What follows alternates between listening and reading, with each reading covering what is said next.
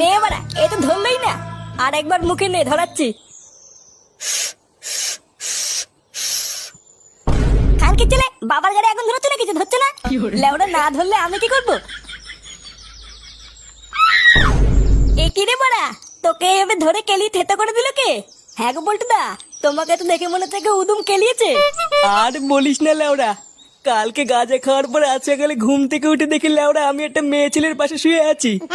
কি বলছিস কি বাড়া? হ্যাঁ, তারপর কি হলো? তারপর ওনার স্বামী আমাকে ধরে যে কি সেটা ভাঙলো রে। উহ, বাড়া এখনো মাথাটা ঝনঝন করছে। ওই জন্যই কালকে আমি বলছিলাম পল্টুদা গাঁজা খেও না। লেওরা আমার কথা মিললো তো। ও বাড়া কোনো ব্যাপার না, গাঁজা খেলে অমন একটু হয়। তুই তো লেওরা শুধু একটু বৌদির পাশে শুয়েছিস, আর তো কিছু করিসনি, তাই না? কি জানি, উনার বর তো বলছিল লেওড়া আমি নাকি পক পক করেছি। এই গান মেরেছে। পল্টু